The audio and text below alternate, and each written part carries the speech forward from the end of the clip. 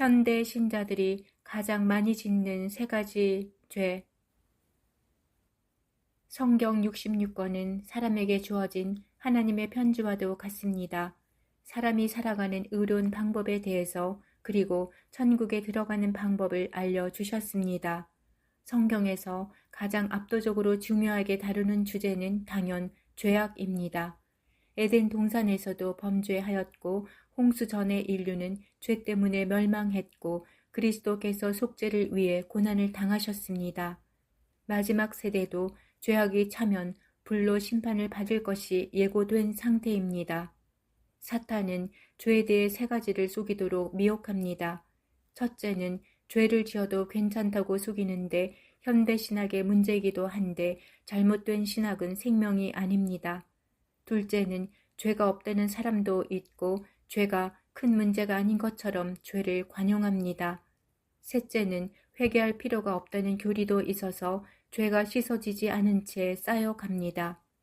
신앙에는 반드시 하나님이 하시는 일과 우리가 하는 일이 연결되어 있습니다. 예를 들어 우리가 다른 사람을 용서하지 않으면 하나님의 용서를 받을 수 없습니다. 회개하면 용서하시지만 죄를 계속해서 짓거나 회개하지 않는다면 하나님께서 그를 심판하실 것입니다.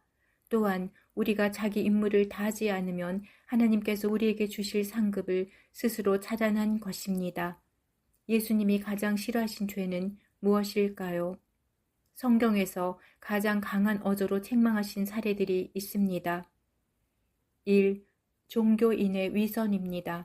바리새인과 서기관들에게 가장 심한 어조로 그들의 위선을 책망하셨습니다. 변화도 없고 열심과 열정도 없고 안과 밖이 다릅니다. 주일과 주중의 삶이 다르고 교회와 가정의 행동의 차이가 있습니다. 그들의 위선뿐 아니라 누룩도 조심해야 할 것인데 비진리를 가르치기 때문입니다. 위선자들은 가난한 자들에게 무관심하며 시대를 분간하지 못하여 현실에 안주하는 경향이 있습니다. 2. 선교, 구제, 성령 사역을 회방합니다. 여러 가지 이유를 대지만 본질을 방해한 것은 어떤 이유로도 변명할 길이 없습니다. 진리와 비진리, 본질과 비본질을 구분해야 합니다. 비본질 100가지 이유를 들어도 본질 한 가지를 두고 가치가 없다고 엎지 못합니다. 3. 진리의 어떤 반응도 변화도 없습니다. 고라신, 벳세다, 가브나움 동네가 주님의 말씀을 듣고도 그들의 삶을 회개하지 않습니다. 피리를 불어도 춤추지 않고 슬피 울어도 가슴을 치지 않으며 주님께 그들의 삶을 걸지 않았습니다. 그들에게는 먹고 사는 문제가 진리보다 더 중요했기 때문입니다. 현대 신자들이 가장 많이 짓는 죄는 무엇일까요? 사람마다 다르겠지만 필자가 선정한 세 가지 죄는 다음과 같습니다. 1. 말로 짓는 죄입니다. 세상에서 일어나는 온갖 문제들이 말 때문에 일어납니다. 정치가들은 말할 것도 없고 부부 사이나 교회와 직장에서도 말 때문에 다툼이 생기는데 지옥의 죄악 중 하나입니다. 자랑, 분노, 험담, 잔소리, 비난 같은 유형들로 어떤 사람은 스스로 말로 죄를 짓고 다른 사람은 말로 죄를 짓도록 동기를 제공합니다. 독사의 자식들아, 너희는 악하니 어떻게 선한 말을 할 수 있느냐? 이는 마음에 가득한 것을 입으로 말함이라. 내가 너희에게 이르노니 사람이 무슨 무익한 말을 하든지 심판날에 이에 대하여 신문을 받으리니 내 말로 의롭다함을 받고 내 말로 정죄함을 받으리라. 자기 말로 자기를 정죄한다는 개념은 한편 무서운 말입니다. 말 때문에 우리의 예복이 더러워지고 있습니다. 2. 우선순위에 관한 일입니다. 하나님과 함께하는 시간보다 세상과 더 친밀한 것은 죄악입니다. 하나님을 의지하는 것보다 세상을 우선하는 것은 우상이자 반역입니다. 너무 바빠서 기도할 시간도 없고 성경을 펼 시간도 없지만 소셜미디어에서는 몇 시간씩이라도 시간을 보낼 수 있습니다. 그런 이유로 점점 더 죄악을 이겨내기 힘들어집니다.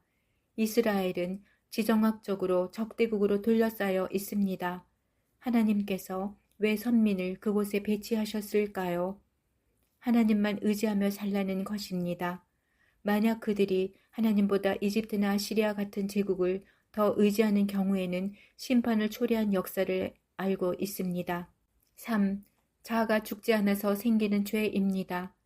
자아가 죽어야만 낮아질 수 있고 다른 사람의 슬픔을 이해할 수 있습니다. 자아가 죽지 않으면 용서가 되지 않습니다. 자아가 죽지 않은 사람은 이기적입니다.